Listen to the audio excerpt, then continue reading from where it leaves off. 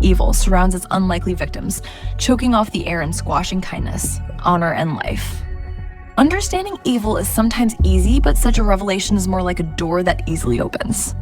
What lies behind that smoothly opened entrance is a rouse of humanity's best qualities, invisible and dangerous to those caught in evil's web. A lifestyle of love and friendship for Mary Ellen Fresco is smothered by the trappings of evil until the air is cold and her heart aching for the times. Before the tempting vulture called Sully, she placed a call to her good friend Kel, a retired cop from Buffalo. Kel would get her a report on Sully.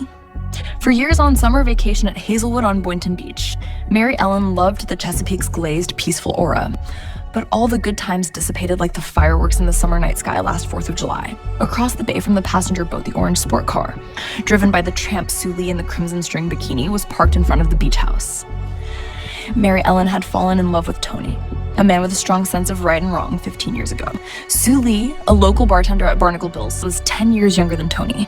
Evil had surrounded her husband on the fringe of happiness. As she walks the family dog Eloise, Mary Ellen dances around hints and allegations about Tony's afternoon on the property. Tony never mentioned how Sully and her orange Mustang were parked on the property Mary Ellen and Tony had purchased 8 years ago. Kel uncovered information that Sully was in proximity to 2 unsolved murders. The young woman's modus operandi involved chasing after married men and then performing the ritual called cold-blooded murder.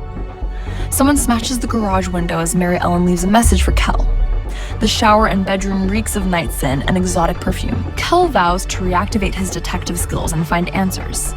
Mary Ellen is now alone with the kids at the beach house while Tony takes the plane to work in Seattle. Tony calls, and when Mary Ellen fires out a slew of accusations, denies being involved with Sully. Evil is cunning. Evil is slick. Evil exploits, and evil abhors competition. Evil has another component, and that transmissible quality is guilt. Guilt is not an intrinsic part of evil, but guilt can suffocate the victim. Mary Ellen is frantic and strangely feeling guilty as if she has done something wrong when someone attempts a break-in at the beach house, breaking a garage window. Adding to the surreal situation is the lingering night sin perfume in parts of the home.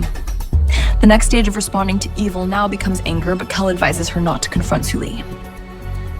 Kel researches Sully's background and found that she had a relationship with an older man who fell or was pushed off a jetty. Another married man and was killed while working on his Corvette, atop lifts in his garage. Sully was seen in the area.